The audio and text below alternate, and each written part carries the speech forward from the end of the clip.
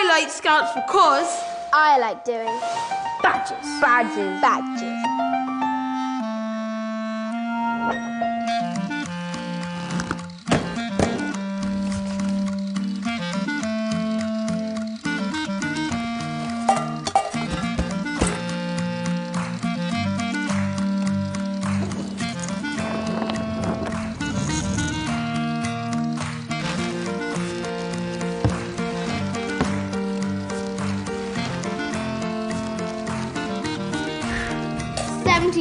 Keep up the pace, Scout. 76, 77, 78.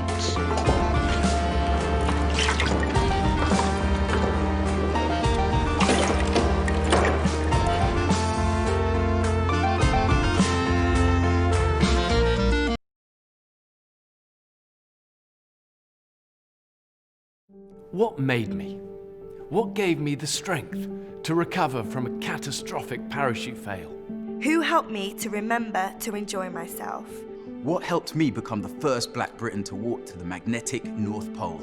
What made me a double Olympic champion, winning Britain's first ever Olympic gold in women's rowing? Gave me the skills to spend 2.5 years walking the length of the Amazon after being told it was impossible. When I've swum alongside great white sharks and crocodiles, or held the world's most venomous creatures in the palm of my hand. Who gave me the courage to stay calm in life or death scenarios? What helped me cope with the pressure, with the expectation? Who picked me up in my darkest moments when I fell out of love with my sport? And who was there for me when I struggled with my own mental health? Who helped me believe in myself? Convinced me not to quit, but to get back up again. To face those who said, this ain't for you, but do it anyway. And what motivated me to give back? To find a purpose and to speak up for young people. When I was knee-high, my dad put me on a path that would change the course of my life. He took me to a place where I learned the skills that I use on every expedition. From the depths of the jungle to the soaring peaks of the Himalaya. From a body brace to the summit of Everest. From the streets of Hackney to the ends of the earth.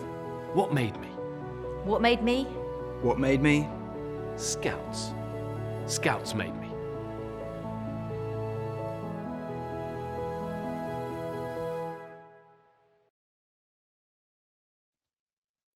Hello and welcome. Good afternoon, everyone. This is Feast for Your Eyes, here run by West Yorkshire Scouts for the whole of the North East region and further afield. We are already getting some amazing shout-outs in, so let me go through them.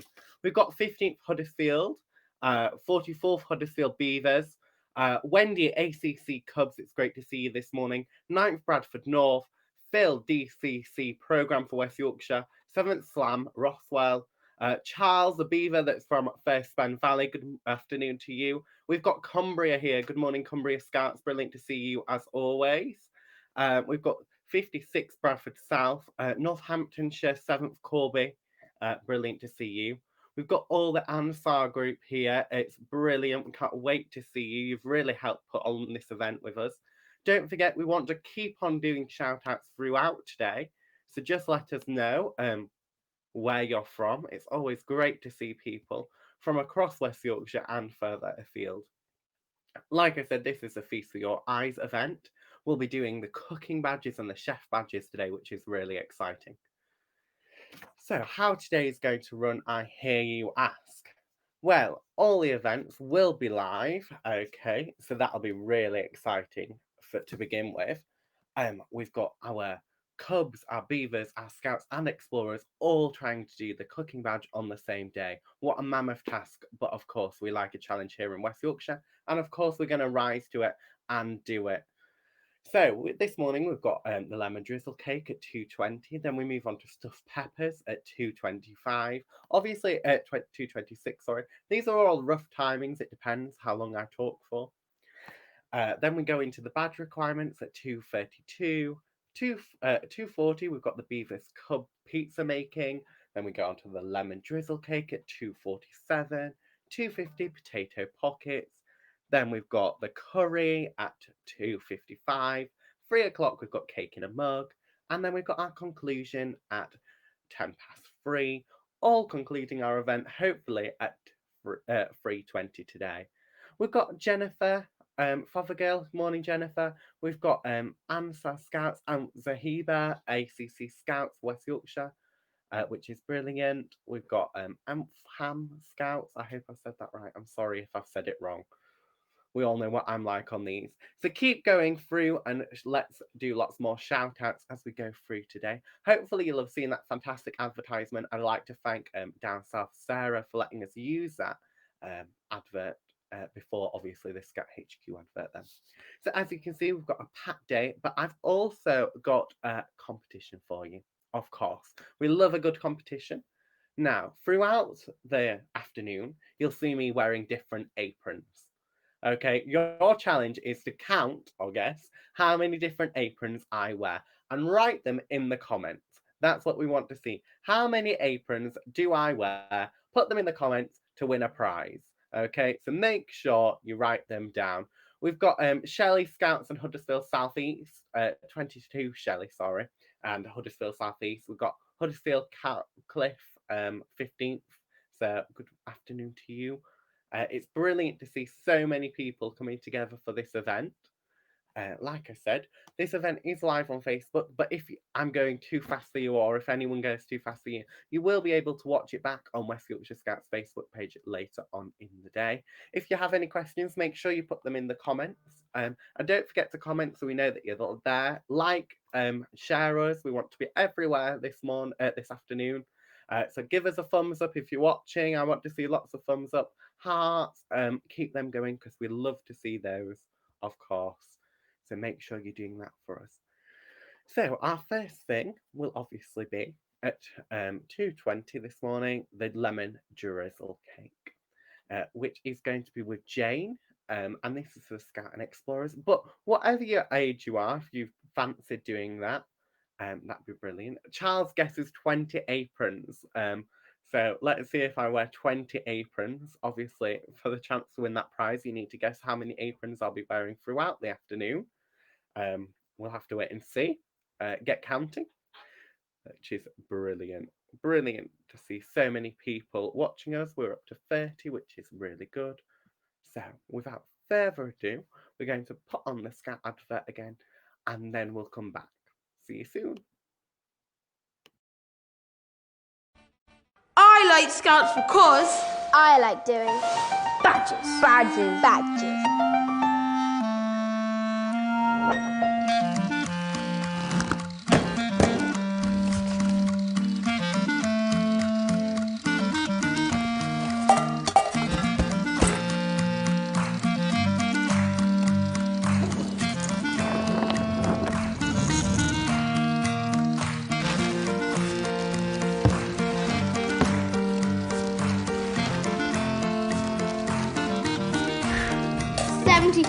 Keep up the pace, Scout. 76, 77, 78.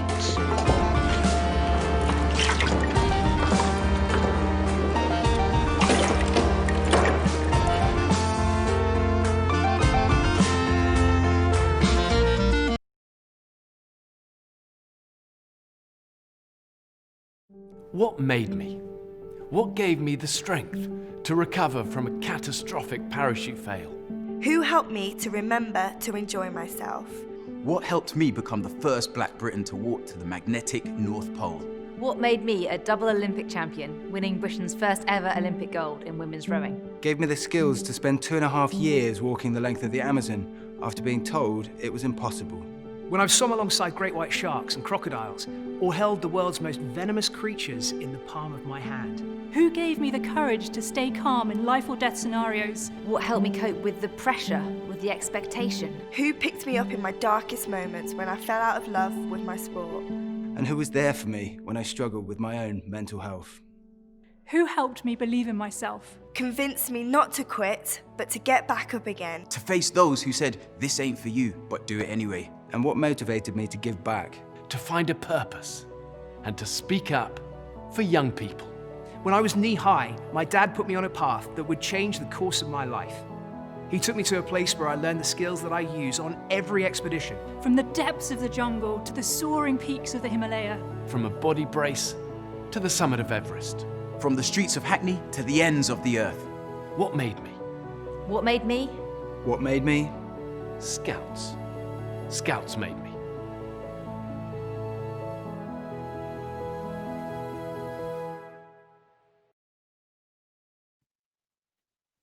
Brilliant. So, welcome if you've just joined us. This is Feast for Your Eyes event for Summer of Scouting for the North East region, put on by West Yorkshire Scouts. My name is Toby Hammond, and I'm West Yorkshire's Youth County Commissioner. It is great to see so many people tuning in today. Like I said, we're also running a competition today to guess how many aprons I will wear during this live feed today. We've got some comments already flying in, which is brilliant, and we're getting lots of thumbs up, which we also like. Also, don't forget to comment what dish you are most looking forward to making today. It is great. We've got such an array of dishes for all different age ranges, so we really can't wait to see which one you are looking most forward to making. We've got 44th Huddersfield Beavers and Cubs at Cleckheaton. Good morning. Don't forget to guess, Cleckheaton Cubs, how many aprons you think I'm going to be wearing. Or maybe you're going to count and stay with us all afternoon and count them as we go along. We can't wait. We couldn't wait for this event. We are the last event in the Summer of Scouting event, so we're looking forward to this event. You might also ask what's coming up soon. We have our Jamboree event happening for hedgehogs and beavers. So make sure you check out at West Yorkshire Scouts on social media channels for more information about that. So we've got lots and lots of people commenting. We are going to be starting this morning, like I said, with the lemon drizzle cake. This is aimed at Scouts and Explorers, done by Jane. But of course, if you want to give it a go and you're a beaver and cub and you have the ingredients in, why not? Why not take part? We're all for that. We've got first Keithley, Fell Lane Group. That's brilliant to see you here. We've got Zach Tarry. I hope I've said that right. Hello, welcome. Thank you for joining us today. So like I said, keep guessing those aprons. Okay, and we'll have to see. We've got DDC Growth here as well with Elaine. Good afternoon. It's brilliant to see you. Don't forget, once you've done these, to take pictures of them to send to your own scout leaders, because your scout leaders will want to see it, and then they can award you their cooking or chef badge. We've got Brooke Jane Fair that's saying hello. Hello. It's brilliant to see you. Florence. We've got 14th Keithley. Hello. We've got the desk at Air Valley. Hello, Julie. It's brilliant to see you joining us here. So keep guessing those aprons. Like I said, it's a competition. We have got a prize. You'll get to see the prize a bit later on. So if you watch us, you'll get to see that a bit later on. We've got 8th St. Thomas More Beavers and Cubs. Hello. Great for you to join us today. So, like I said, we've got the lemon drizzle cake for the Scouts and Explorers, and then we'll move on this afternoon at 2:26 to the Beavers and Cubs with stuffed peppers with our ACC Beavers, Sam Wakefield. But first, we'll be doing the lemon drizzle cake with the Scouts and Explorers with Jane at 2:20. We've got 11th Hitchcliff here, which is brilliant. Will the work booklet be available? Will the work booklet be available anywhere? Good question. Yes, I believe it will be. If you haven't already got our work booklet, we will obviously be doing that and giving you that. If you tune in at 2:32, we'll be talking a bit more about the booklet then and where to find it and how to get it. We've got 44th Huddersfield Beavers and Cubs at Cleckheaton. They can't wait for all the cooking. Neither can I. I wish I was tasting it. We've got Ian from Bradley Woods, Wise Trading. Brilliant to see our directors at Bradley Woods getting involved this morning. The booklet is also on the website. If you take a look on the website, www.westyorkshirescouts.org.uk, the booklet is on there, but we will be going through the booklet a bit later on. We've got Ian, our County Commissioner. Great to see him this morning. And it's his Jane that will be kicking us off with our first cooking demonstration this morning. which is really good. So like I said, the booklet is available on www.westyorkshire which is down below because it's yscouts.org.uk. Okay, if you're having any troubles, obviously the email's on the bottom of the screen as well, and someone will get back to you as soon as possible. If you've not already, make sure you like and follow West Yorkshire Scouts Facebook page, Twitter and Instagram, and TikTok account. Yes, we've got social media everywhere, so make sure you're following them so you can keep up to date with the latest news and information. We also have our WISE mail, so that's WYS mail, and you can find more information about how to sign up to that on www.ysscouts.org.uk. I can see lots of people are very excited to see Jane. I've just got them, and so I can't wait, which is coming up very, very shortly. Just a few more minutes now, and then we can really kick off with that lemon drizzle cake. I'm hoping Jane will bring around a few samples later. Yes, I'm here all afternoon. So Jane, you can pop by with a bit of cake. That would be nice. So yeah, like I said, this is part of the Scouting of Summer for the North East region. It's brilliant that we're getting people from around the UK joining us. So keep commenting where you are from. Guess those aprons throughout the afternoon and morning. And like I say, there will be a prize for the person that guesses the right amount. Don't forget also to comment which group you are from, because we would love to know how far we get. I can see that we've got Central Yorkshire joining us now. So North Leeds here. Hello, North Leeds. Obviously, they also joined in with the Summer of Scouting events. They did some really successful events as well as part of that. So it's great to see so many tuning in for this. So our first thing will be at 2:20 with the lemon drizzle cake. Don't forget to share this live feed. Like I say, it'll be running all afternoon. So make sure you share it now. Let all your friends see it, okay? Share it with your group, share it with different scout groups. We really want to reach as many people as we can. Okay, don't forget to send us your photos as well. There's an email at the bottom if you want to send us any photos. And don't forget to send them to your leaders so they can actually give you the badge, because that is really, really important, obviously.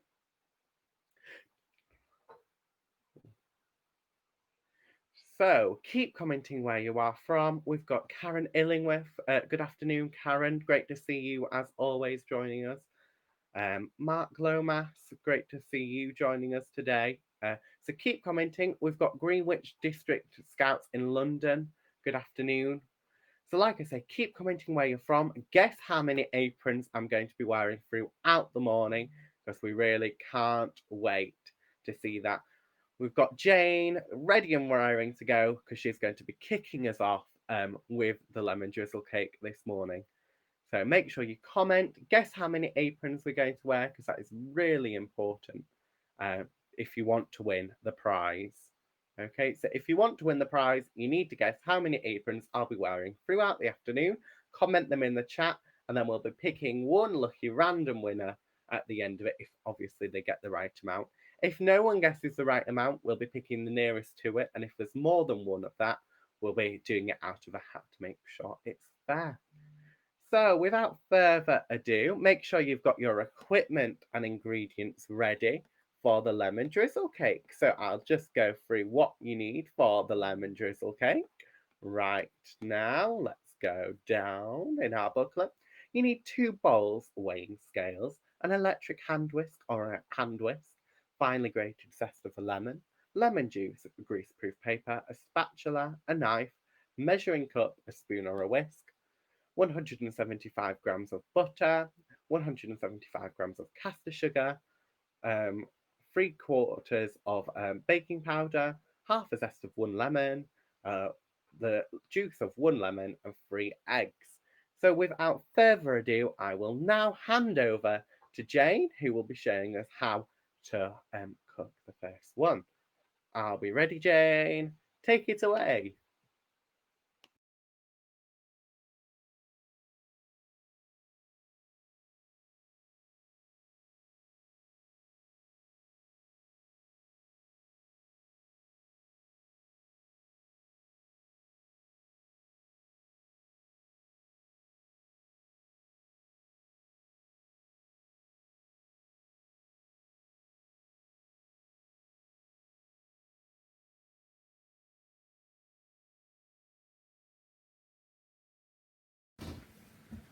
Today we're going to make a lemon cake. It's a really easy recipe. All the ingredients goes into the bowl and then we mix it together and it goes into the oven.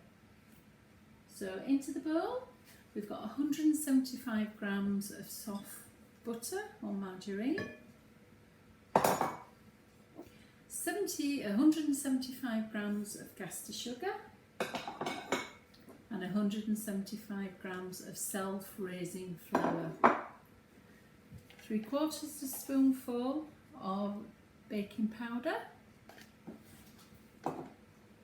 and I'm going to take one of the lemons and going to finely grate, which I've already done. I don't know if you can see that in the bowl there. Put that in there.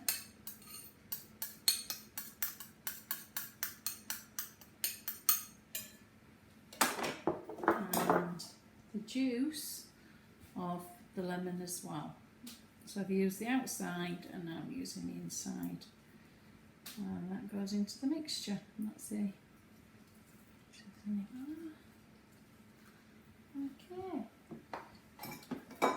Then I'm going to take the whisk and I'm going to whisk it all together till my mixture is really smooth.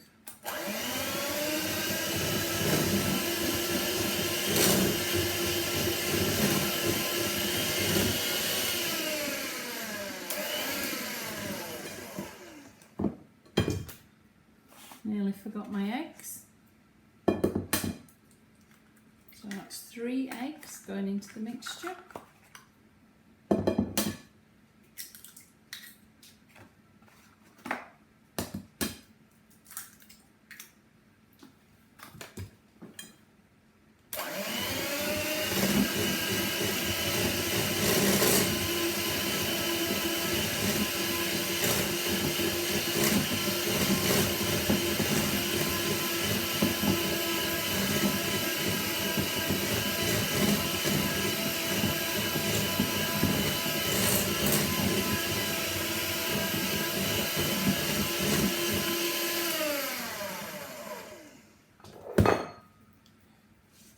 Everything in from the sides. So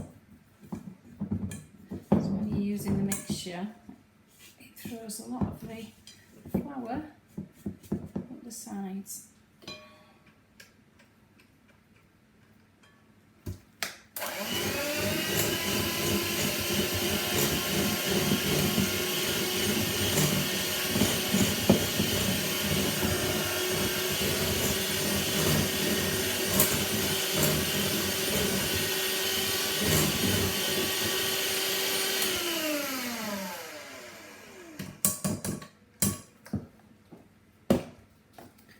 Okay, so when all your mixture is together and it's nice and smooth, no lumps, if you get a loaf tin with some baking parchment in and pop in your mixture.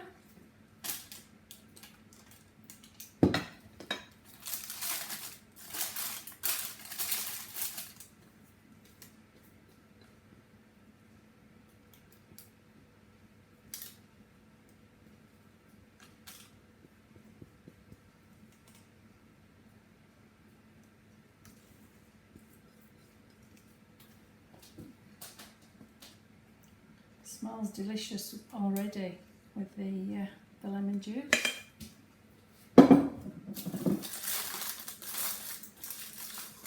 Okay, so that's now ready to go into the oven. I'm going to go in for 40 minutes at 180 degrees. Keep an eye on it. Sometimes you might need to turn your heat down if it starts browning too much on the top. It's ready. Roughly about 40 minutes when it's springy to the touch. Okay. Thanks for that, Jane. It's always great for you to join us. Now, I have got my first apron on, and this is where I stop counting. Keep guessing how many aprons I'll be wearing throughout the afternoon. Now, I do have some lemon cake facts. Yes, I am practically a lemon historian. Okay, give them a like if you think they're good. Give them a love heart if you just think I'm amazing at these facts.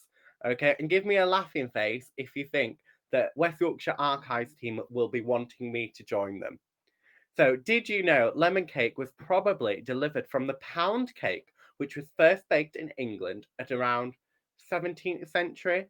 A pound of each ingredient was used to keep it simple. The heavy cake could feed large amounts.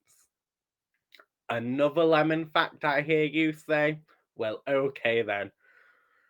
Just that lemon cake has its own national day. The Clifton lemon cake has its day on the 29th of March. Yes, did you know lemon cake had its own day? Lemon trees can produce up to 600 lbs of lemons each year. The origin of lemon is unknown, although lemons are thought to have first been grown in India, in the northeast region of India, northern China, that sort of area. Lemons entered Europe near southern Italy no later than the 2nd century AD, during the time of the ancient Romans. In 2013, world production of lemons was estimated. Data combined with the limes, because the limes and the lemons are never apart, are they? We all know that. Was estimated to be 15.42 million metric tons of lemons and limes were grown in 2013. So give me a like if you like the lemon facts. Give me a love heart if you think I probably need to work on them. And give me a laughing face if you think the Archives would like me to join their team. Yes, West Yorkshire Archives, I'm on to you with my facts about lemons. So yeah, if you think I'd be a really good historian to join that team, don't forget to give me a laughing face. Now, I know I'm already running over, which doesn't go well, but we're going to move on to Sam doing peppers now. Who knows, I might be back with a pepper fact after this. Okay, ACC Beavers, Sam Wakefield, take it away.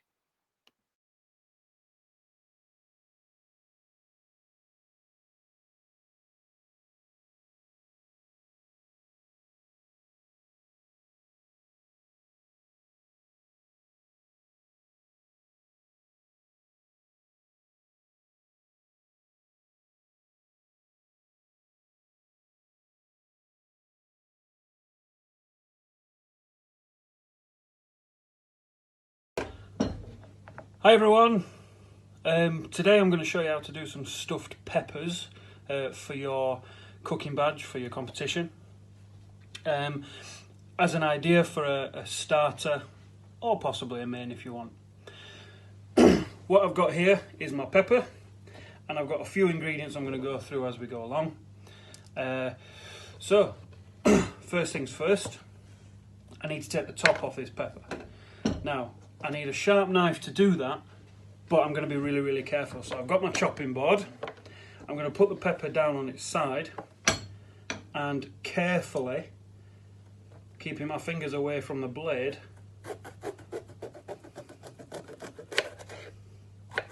I'm going to cut the top off. Okay, got that fancy pattern.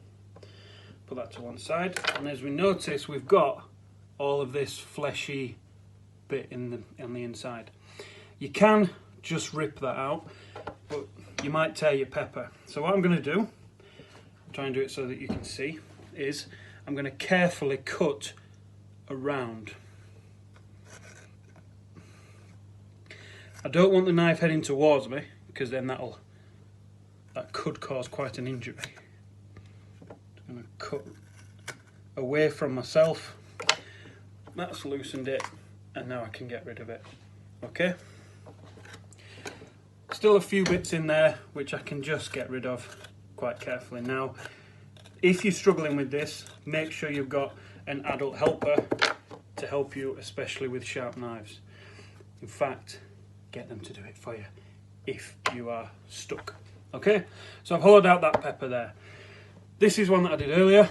Okay, it doesn't really matter which colour. Okay, I like the orange and the yellow ones, so that's the one that I've used. As you can tell, they're different sizes as well, which doesn't matter. So, one pepper I'm going to do rice, the other pepper I'm going to do as like a bit of a pizza pepper.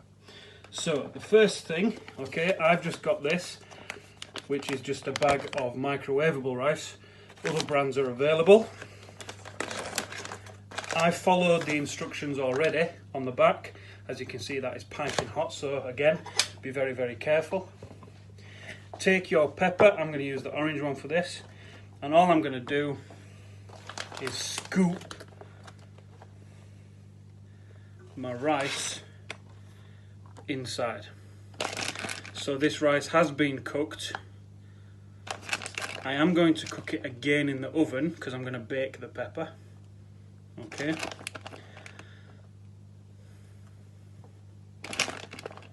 But this just makes sure we get it nice to make sure it's cooked properly. I'm going to pack it in. Okay, room for a bit more. You may have some spare. You'll probably be able to fill 2 peppers with 1 bag. Oh, ow, ow. That's one. Like so. Okay, I'm going to take a little bit of cheese, ready grated, whatever cheese you want, and I'm going to place that on the top like so. Okay, that is going to fall over. That didn't go very well, did it? Scoop that back on. I'm going to place that carefully onto a baking tray. All right. My other pepper, let's get the yellow one out.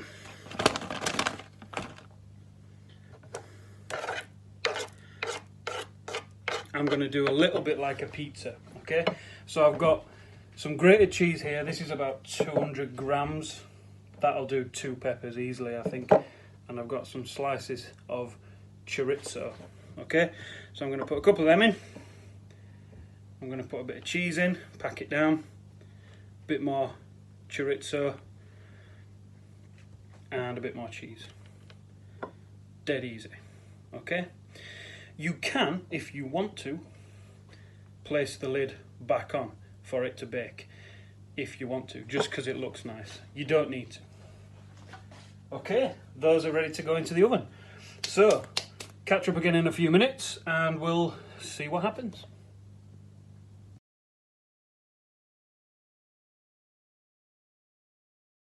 Here they are, out the oven 15 minutes later, on a plate. The orange one fell over again, I'm afraid. I did try to use tin foil to stop them from falling over, but obviously I didn't pack it around quick enough, or as good enough should I say.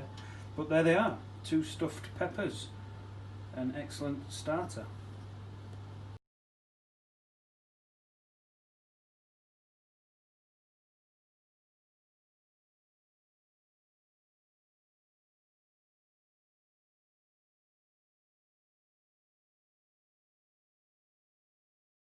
Here they are, out the oven 15 minutes later. Thanks for that, Sam. On a plate. It was brilliant. We really enjoyed it. And if you're making stuffed peppers, don't forget to show us because we'd love to see them. Don't forget our competition today is obviously the apron competition. Guess how many different types of aprons I'll be wearing this afternoon. Now, obviously, as you know, I am obviously trying to get in with the archives team with my random facts and history. I'm hoping that they'll accept me. So I've got some facts about peppers. Peppers are actually a fruit because they are produced from a flowering plant and they contain seeds. And most people think they're actually vegetables when they're not. If you thought they were vegetables, give us a thumbs up. If you thought they were fruits, give us a heart now. Bell peppers are sweeter than the green ones because bell peppers sweeten when they are ripened. Bell peppers are more than twice filled with vitamin C than the green pepper. The red, yellow, and orange bell peppers are similar to the green bell peppers, but they have been left to ripen on the vine for longer. Okay, so there's some pepper facts. So don't forget to keep guessing how many aprons. Now we are moving on now to talk about the badge requirements, okay? Now, to find out all about your different section badge requirements, you can find them, of course, in our Feast for Your Eyes booklet, which is available on www.wyscouts.org.uk, and the information for that can be found on the link below. First of all, it's got our timetable of events, then it goes through each section individually. The yellow highlighted bits are what's covered in today's event live here on Facebook, or in the booklet as extra alternative activities that need to be carried out. For example, for the beavers and cubs, there is a picture of a room, and they have to, well, it's a kitchen, and they have to circle all the hazards they can find in the kitchen. Because safety and food hygiene is obviously really important when we're cooking. Then, moving on for the beavers and cubs, there's an eat well plate, because a balanced diet is really important. So 31st Bench Cliff, Florence guesses 8 aprons. And then you will see the different recipes. Obviously, feel free if you're a beaver that fancies making a curry, well, give it a go. It's here, it's happening, just make sure you've got the ingredients. And if you want to try and make them later, obviously this book is online for you to do that. Then for the scouts, there is a page, it's a quiz, it's a true and a false quiz, all about buying and transporting foods. So it's called Scout and About. Then they've got a picture of a fridge. And what we'd like the scouts to do is show how they would position all the different food items in the fridge safely. Because that is really, really important. Food hygiene and safety. Then we move on to the scouts that have to plan a weekly menu. It's a weekend menu, sorry, not weekly, a weekend menu for between 4 and 6 people. This should include quantities of food you'll need and to think about the different dietary requirements, cultural, religion, and medical issues for why you pick that menu to make sure it can all be used, but it can be used to cater for all those people's different needs. And then for the explorer, they have to do plan a full balanced menu for a group of explorers or other people for a residential experience. All meals should last for 4 days. So this will really help with your DV planning or your Queen Scout Award, which will be really good. You should consider what facilities you have available. Will it be a full range kitchen or will it be an open fire? Will it be a trancher or not? And the budget for the menu, we ask that you cost them all out.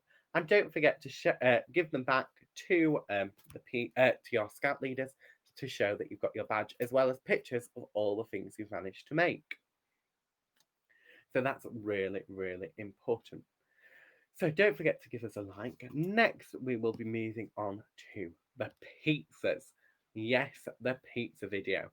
This is obviously aimed for beavers and cubs. We have put a link into the chat now for you to be able to find the booklet a bit easier. I know that some people were struggling to find it, so hopefully if you just copy and paste that link from the chat into your web browser, hopefully it shall come up. But if you've got any more problems, just comment them and hopefully a member of the team will be able to help you with that. So without further ado, let's move on to pizzas, and hopefully I'll come up with some pizza facts while you're busy cooking or watching. See you in a minute.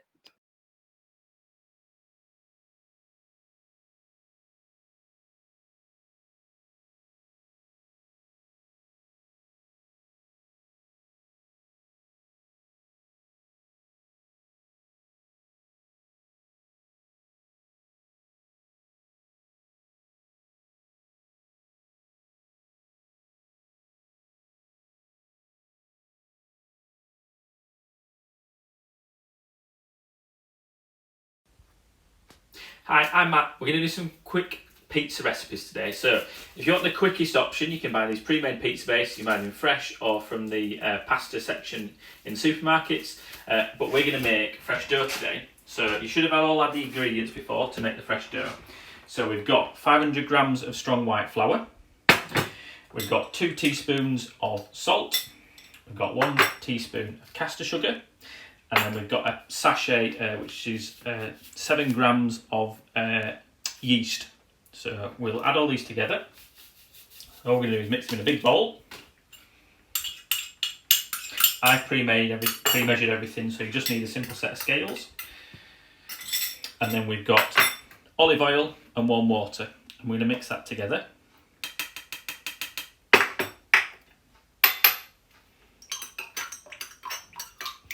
And then we're going to pour that in our mixture as well.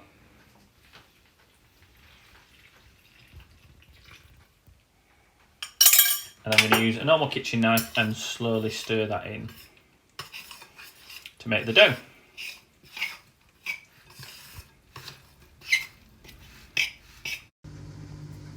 Right, so we've mixed it in the bowl with a knife. We're now going to take our dough and we're going to put it on a floured surface.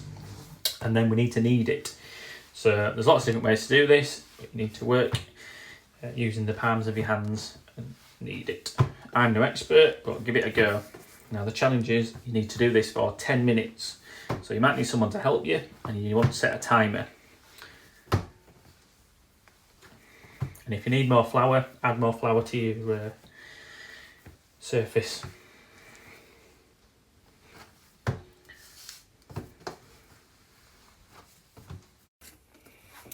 Right, keep kneading your dough. You need to do it for 10 minutes, remember. While you're doing that, someone can grease the bowl that you used with a bit of olive oil. So do that, and once you've done your kneading, you need to pop your mixture in the bowl for up to an hour. Cover it with a tea towel until it's about doubled in size, and then it's ready to roll out and to use for making your pizza. Good luck, keep kneading. Right, so the dough's had nearly an hour. We're going to chop it into 4 pieces. Now you can freeze if you want to save some for later. So we've got 1 piece. We're going to cover that over and leave it while we roll our dough out. So we're going to roll it out and get it as thin as we possibly can. Make sure you've got plenty of flour on your rolling pin and on your surface. Keep moving it around and working it around and get it really nice and flat.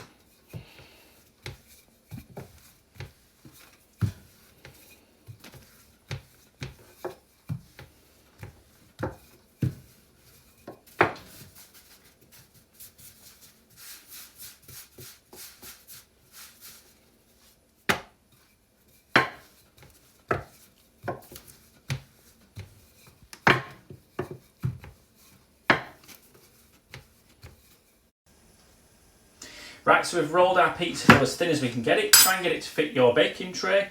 Don't worry about it being a funny shape. It's about being homemade and rustic. So I'm going to put on my pizzas, which is the fun bit, is we're going to put pepper, mozzarella, and we're going to top it with passata, but you could use tomato puree and cheese. You can do vegetarian or vegan options, or you can put meat on it. It's entirely up to you. This way you can be creative. So I'm going to chop my pepper. I want to take hold of the pepper carefully.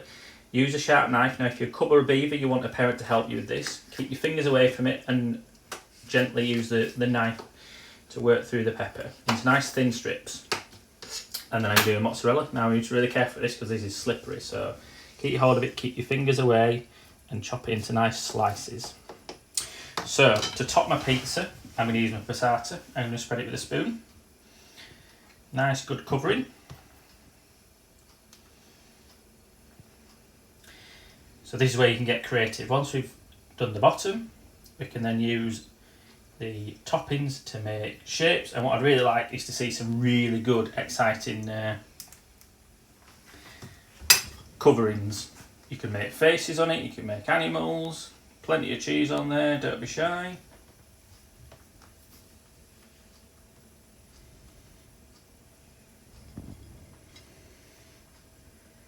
It's not about being neat, it's a homemade rustic pizza.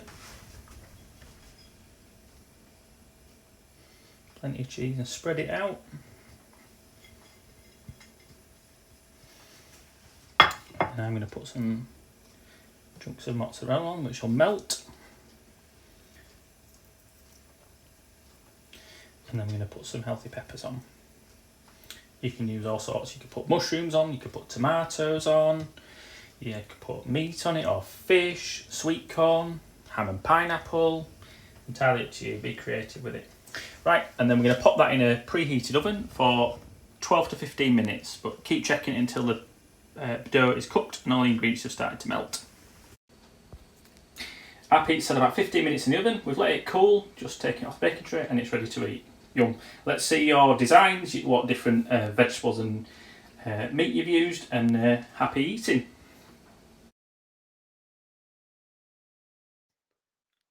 Brilliant. Thanks for that, Matt. So don't forget the apron competition is still happening. Guess how many aprons I wear throughout the afternoon. So, I believe we are having a technical issue and the booklet is not fully on the website yet. But don't worry, fear not, our technical team are making sure that it's on there right now. So brilliant. Thank you for the technical team working really hard behind the scenes for that. So, my pizza facts, okay? Are we ready? 36% of all pizza orders want their pizzas topped with pepperoni. Like it if you knew that. Laughing face it if you didn't. And heart it if you think, goodness, what is Toby going on about?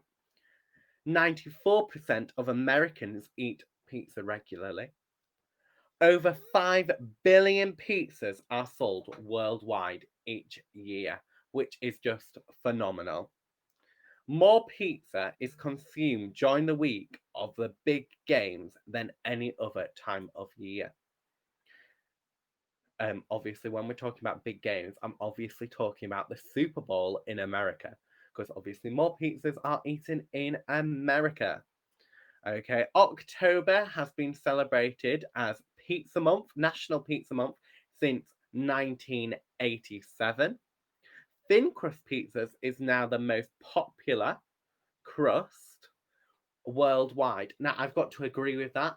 I prefer thin pizza than any other type of pizza.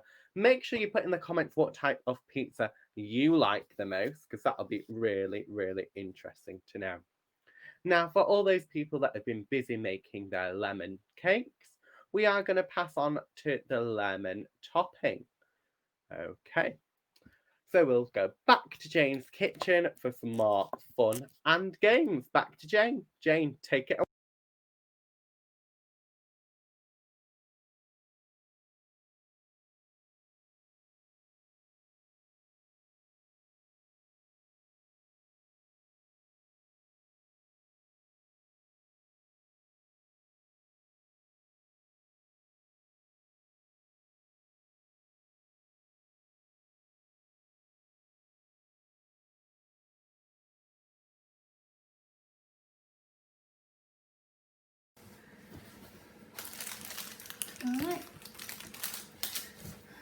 Right, in this bowl I've got 100 grams of caster sugar, and I'm going to add to that the juice of the lemon.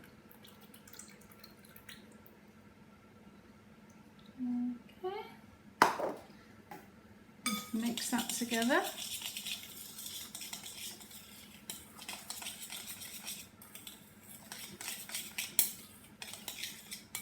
And then, while your cake's still warm, just pour that over the top.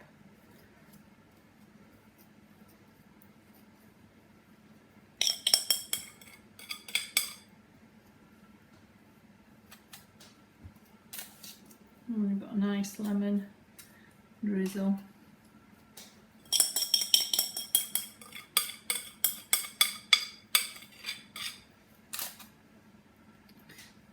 Or alternatively, if you don't want to put the sugar on the top, you can just squeeze the lemon straight onto the cake. Leave it to cool. When it's cooled, you can slice and eat.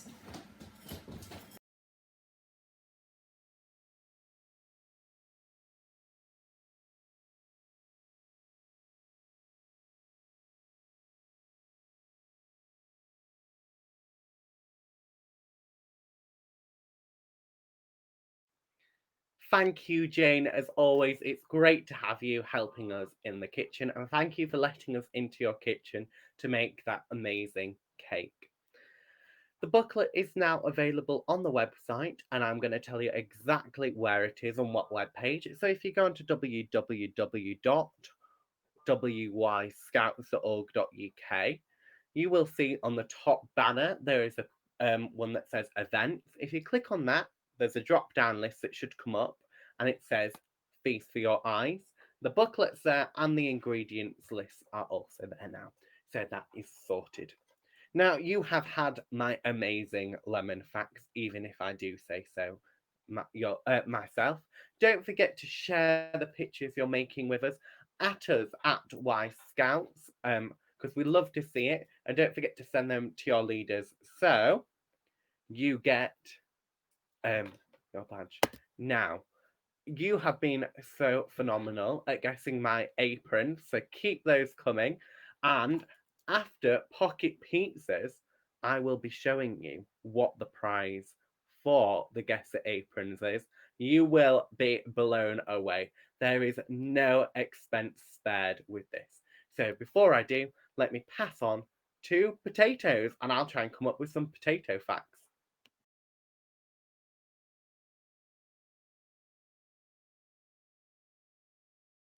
Hello everyone. Today we're sharing how to make potato pockets. You will find all the measurements in the recipe booklet.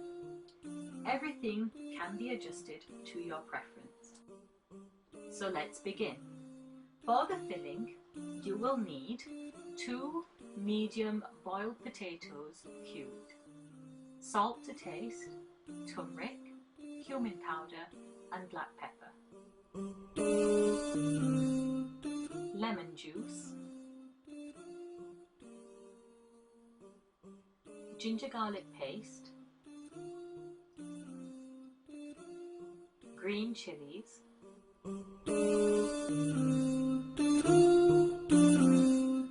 chopped coriander, chopped onions.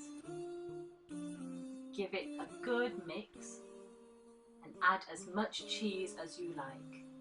The cheesier the better. Then roughly mash the mixture with a fork and set aside. Now to prepare the wrap. Take your bread, remove the crust and roll it flat. Take care not to rip the bread. Here's a tip, the softer the bread, the easier it is to roll. If you're finding it difficult to roll, then dampen slightly with water before rolling out.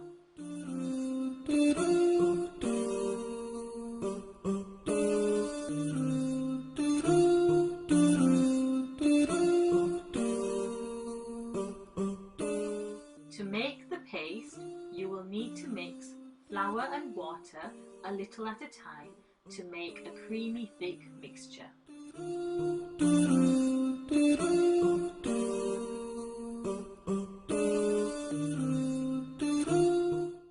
Now it's time to put the potato pockets together.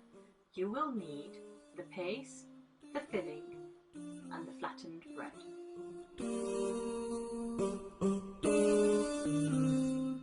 Place about a tablespoon of filling on one side of the bread, leaving the edges clear. Make sure to have enough filling, but try not to overstuff as the pockets will burst.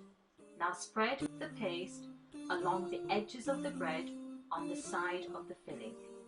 Fold the bread over, pressing the edges together, making sure to seal the bread well.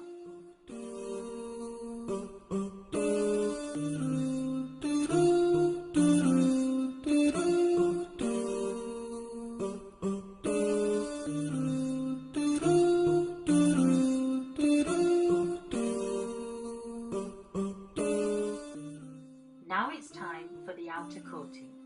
You will need to take any remaining paste or if needed, make some more.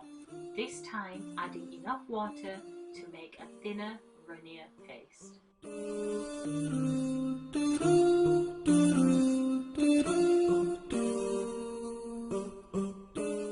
Here comes the messy part.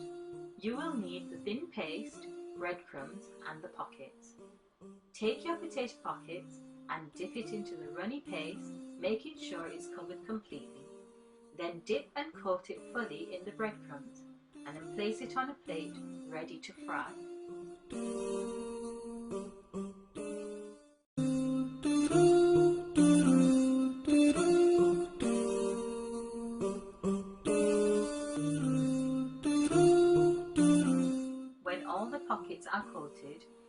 time to fry.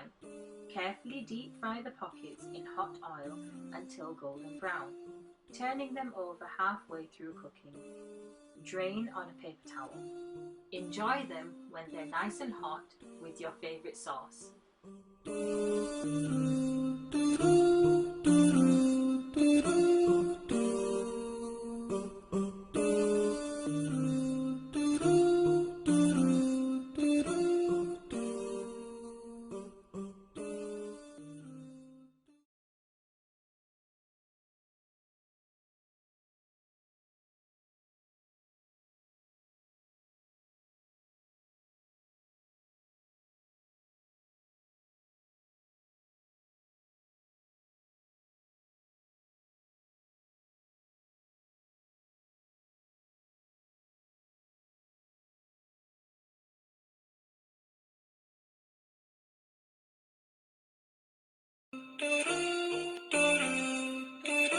Hello and welcome. If you're just joining us live here on Facebook, this is Feast for Your Eyes event by West Yorkshire Scouts for the North East Summer of Scouting.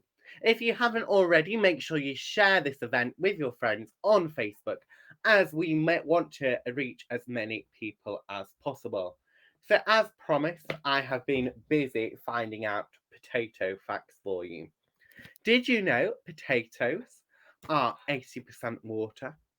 In 1995, potato plants were taken into space with Space Shuttle Columbia. This marks the first time any food was ever grown in space. The humble potato is the first food grown in space, which is just amazing. Of course, potatoes do have a national day, but they don't just have one. They have two because they are potatoes. They're August the 19th and October the 27th. The world's largest potato weighed in at 18 pounds and 4 ounces, according to the Guinness World Book of Records. That's enough portions for 73 people with that's enough portions for 73 portions of medium fries at McDonald's. Okay. The French fry was originally served in the US for the first time by Thomas Jefferson as a presidential dinner. The potato originated from the region of southern Peru, and they were first domesticated in 3000 BC and 2000 BC, which is just really, really good. So without further ado, we need to move on to curry. So let me just go and see if we've got that live feed to the curry now. Hopefully we have. Yes, we have. My technical team have said we have, and here we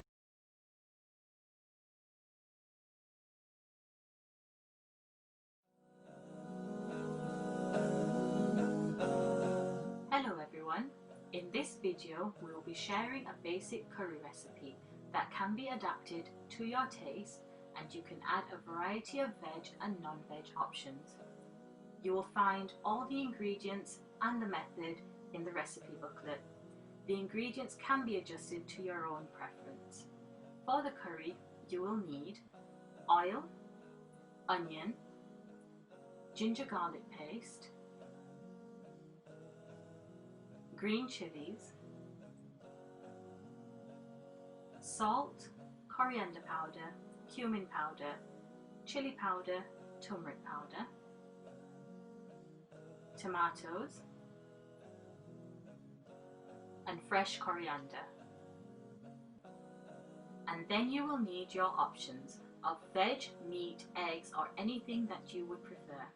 But for this video, we'll be using potatoes, chicken, marinated with lemon, salt, and ginger garlic paste. Now it's time to make the curry base. In a pot, heat the oil on a medium to high flame. Once the oil is hot, add the onions and saute until soft. Then add the ginger garlic paste, and if you're using green chilies, add them now. Fry this until golden, stirring so the mixture doesn't burn. And if needed, you can add a little water to deglaze the pan. If the pan gets too hot, reduce the heat. When the onions are ready, stir in the dry spices. Let this cook for about 20 to 30 seconds. Remember, do not burn the mixture. Now add the tomatoes, stir well so the mixture is well combined. Once it starts to bubble, reduce the heat to a simmer. Put the lid on and cook the sauce for about 5 to 10 minutes, checking and stirring at intervals. If the sauce looks dry, you can add a little water. The sauce is ready when it has thickened and the oil has risen to the top. This time we have left the sauce a little runny, ready for the options. The sauce is ready for the options. If you have decided on a veg option, you can add them directly to the sauce and cook on a simmer. If your sauce is too thick, you will need to add water. The cooking time will vary depending on what veg you have used and their sizes. The potatoes in this video took approximately 20 minutes to do. Once the veg is cooked and the sauce is thickened, the curry is complete and ready to garnish.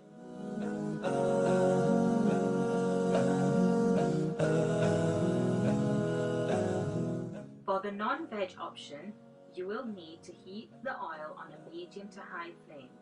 Once the oil is hot, carefully add in the marinated chicken and braise until all the pieces have turned white. Remember to stir occasionally. Cover the pot and cook it in its own juices on a simmer until the chicken is white all the way through. If it dries up too fast, add a little water, but bear in mind the chicken will release its own juices, so do not add too much. If there is too much liquid in the pan when the chicken is finished, remove the lid and boil down to reduce. When the chicken is almost dry, it's time to add it to the sauce. Stir the chicken into the sauce on simmer until nicely coated. Cover the pot and let the curry cook for 5 minutes or until the sauce has thickened and the oil has risen to the top. If the curry is too liquidy, leave the pot open and boil down, stirring it occasionally. It's now time to garnish with coriander and enjoy with naan, chapatis or rice.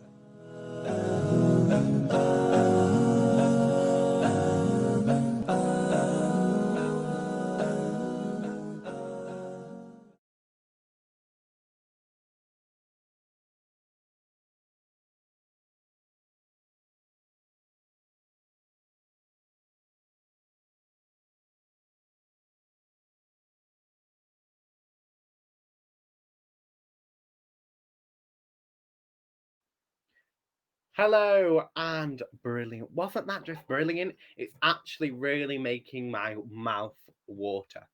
So I've got some curry facts. I do realise, I do apologise that we are running a bit behind, but I'll quickly go through these. The first curry house in Britain was established in 1810 in London. The first English curry recipe dates from 1747 from the Book of Art and Culinary. The world's largest curry weighed 15.34 tons and was cooked in Singapore in 2015. I agree, Claire, that curry looked fantastic. The world's hottest curry is chicken nugget. The world's largest naan bread was made in Canada, weighing 32 kilograms. The world's tallest stack of poppadoms was done in Manchester in 2011. And then one last curry fact for you is that obviously Bradford is the curry capital of the UK. I might be slightly biased with that one. Who knows? Don't forget, we do have the Guess the Apron competition. Guess how many aprons I'll be wearing throughout the afternoon. Make sure you get those guesses in shortly because we've only got a few more recipes, make sure you give us a like and share on Facebook. And if you want to shout out, don't forget to put them in the comments and we'll make sure we give you a shout out. So without further ado, I'm going to try and go over to Jennifer's kitchen now. If our technical team allows, we'll go into Jennifer's kitchen for Cake in a Mug.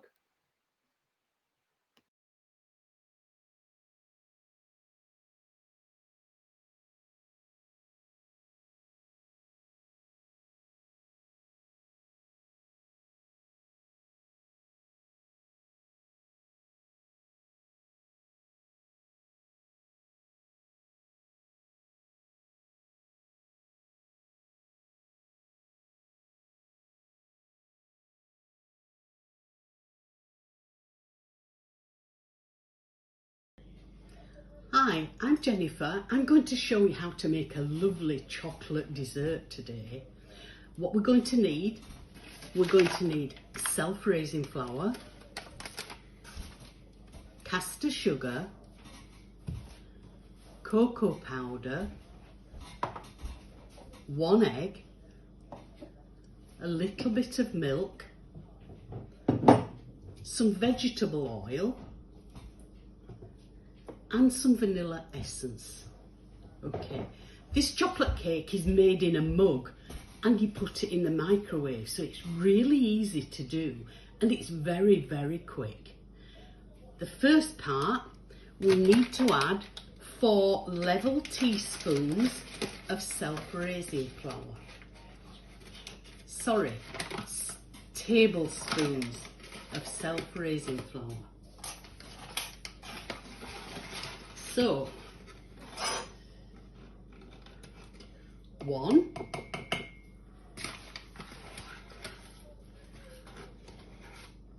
2, 3,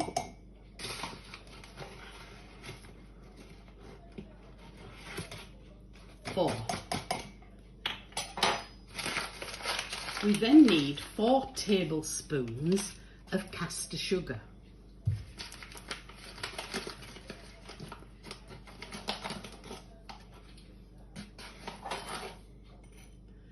One, 2,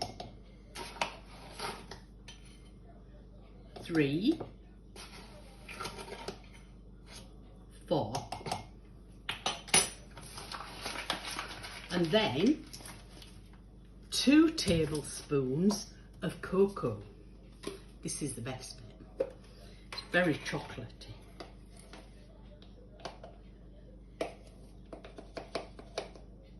1, 2.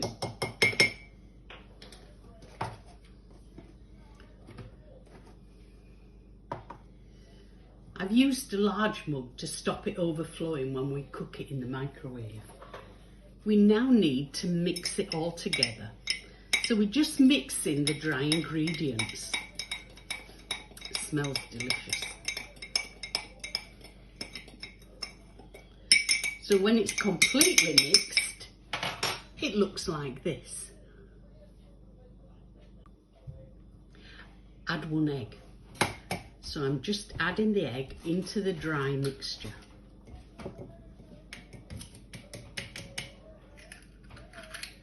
And then I need to mix it. Got a fork. So I'm mixing it up. It's very dry and you need to get right into the edges of the bottom of the mug. Doesn't matter if there's a few dry bits left, but as you can see, it's really thick and loopy. Did you manage that?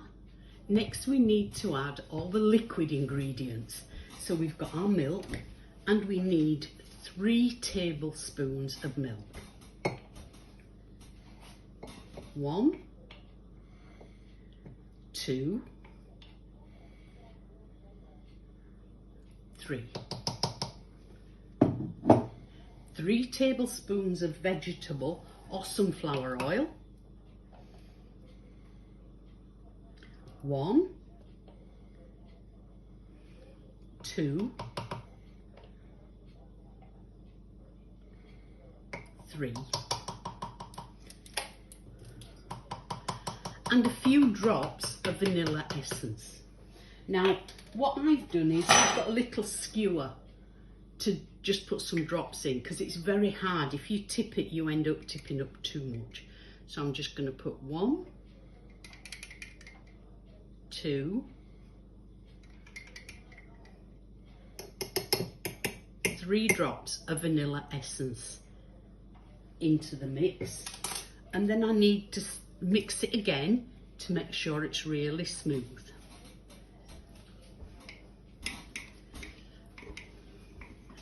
Needing to be careful not to spill it.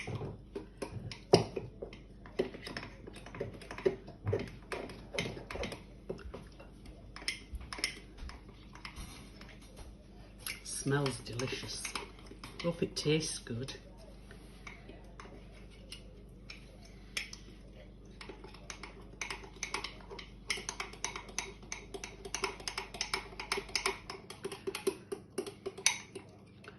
Right, can you see that? It's nice and smooth and runny.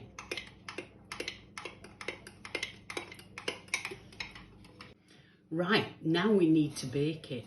We're going to put it in the microwave, so you may need an adult to come and help you to set the microwave up.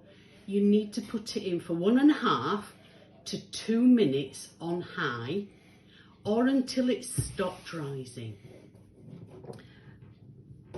And it needs to be firm to the touch. When you think it's cooked, get another adult to come and help you, because the mug will be very, very hot. Right, I'm going to put it in my microwave now.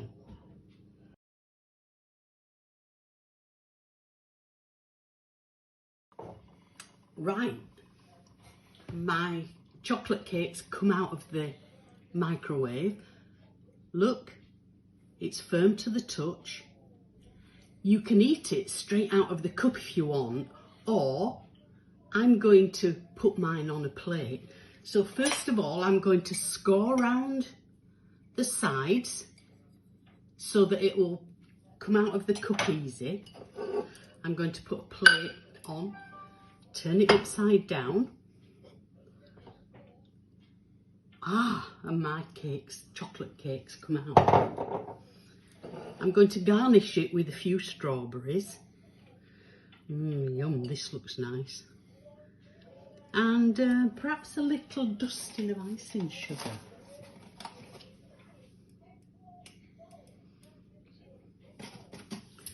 Wow, that looks delicious. I'm off to enjoy my chocolate cake now. Hope yours is great. Bye!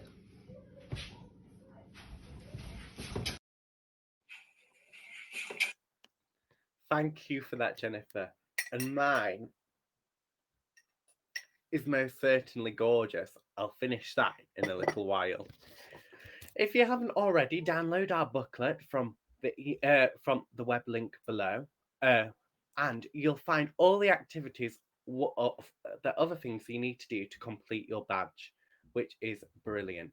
This is one of the last times for you to guess how many different aprons I've worn throughout the afternoon for your chance to win the prize. Now, I did say I'd tell you about the prize, but before I do, let me just tell you a few cake facts. In Roman times, eggs and butter were often added to basic bread to give them the consistency that we'd recognise more of a cake-like consistency today, and honey was often used to sweeten it. There is a distinction between the Roman concept of bread and cake, and that's therefore why it's blurry between that. Obviously, chocolate cake has a national day, which is the 27th of January. Okay, the first birthday cake was originally the cake given as to a person that has the most often birthdays. So the birthday cake was given for the birthdays, which which started in 1973. Now keep those in because I've got to show you the amazing prize now. Are we ready? You'll be blown away. Get ready on those like buttons. Here it is. A wooden spoon, but not just any wooden spoon. My own wooden spoon with my own burnt mark, a bit chipped out. And what I'm going to do is I'm going to draw myself. Are we ready? So I'm going to give it an eye, another eye, a face, obviously a smiley face. Does it look like me yet? Some hair.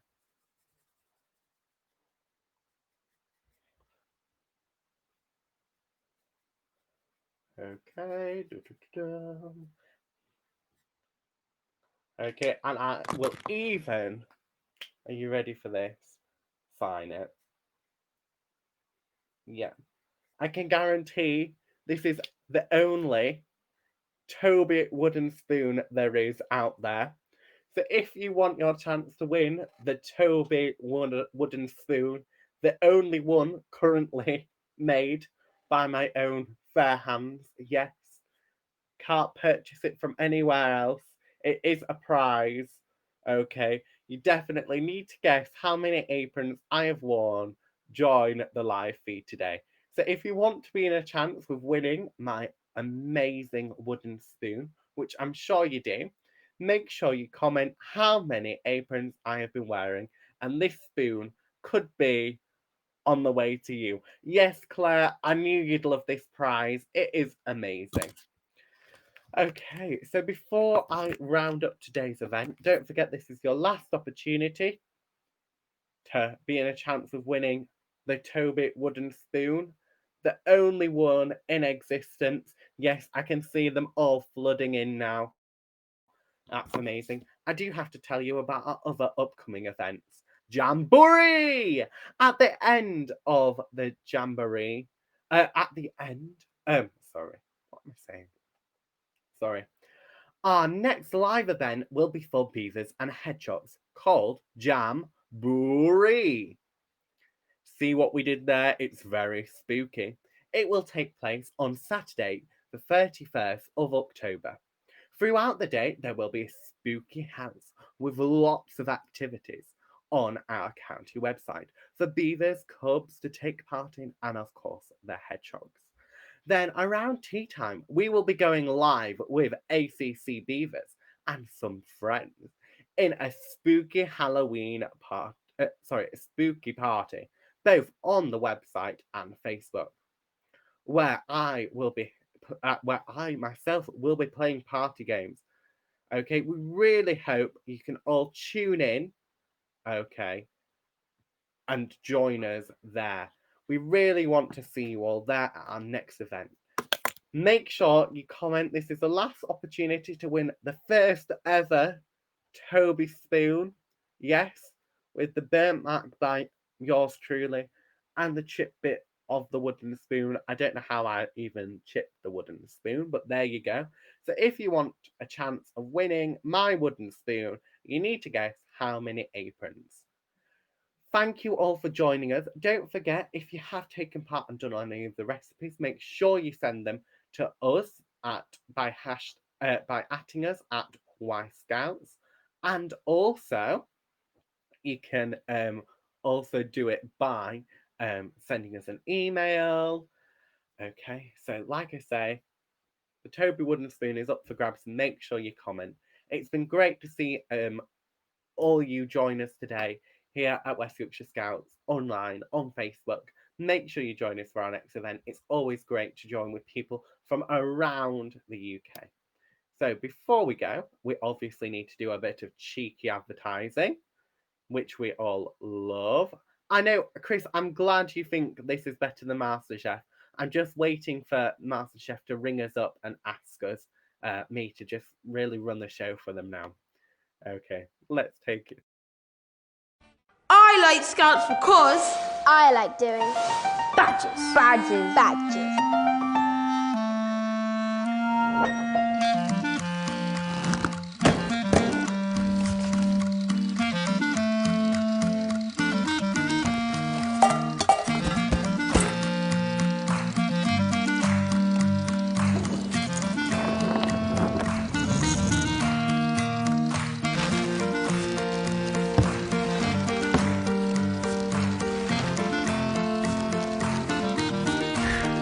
75. Keep up the pace, Scout. 76. 77.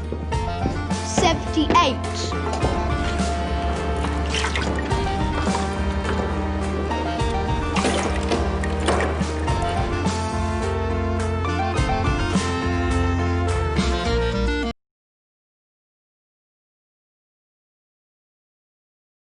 What made me?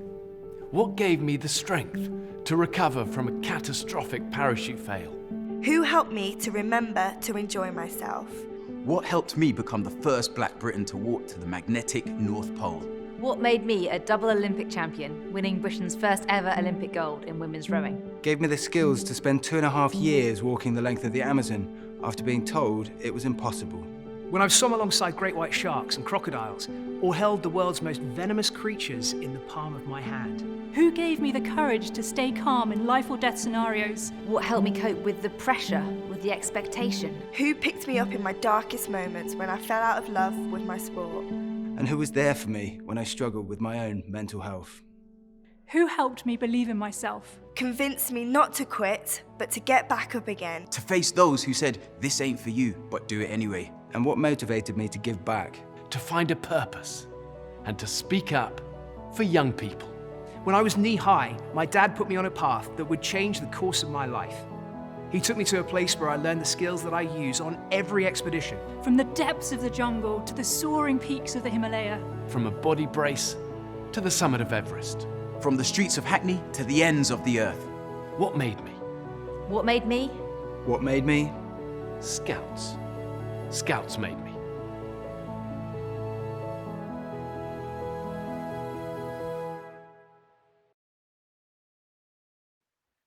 Scouting is all about giving young people skills for life. If you want to join your local scout group or maybe volunteer, please email us on the email address running along the bottom of the screen now. Thank you so much for joining us for our event today, Feast for Your Eyes, live here on Facebook in association with the North East Region Scouting of Summer. Like I said, this is one of your last opportunities now to be in a chance of winning the Toby wooden spoon. Yes, the Toby wooden spoon, by guessing how many aprons I have worn on this live feed today. Please make sure you guess right now. This is your last chance. Thank you so much for joining us. I would like to thank all our programme team that have either helped do recipes or have been feeding me facts, or the technical team running behind the scenes, running tirelessly to make sure this all works today. Thank you to them.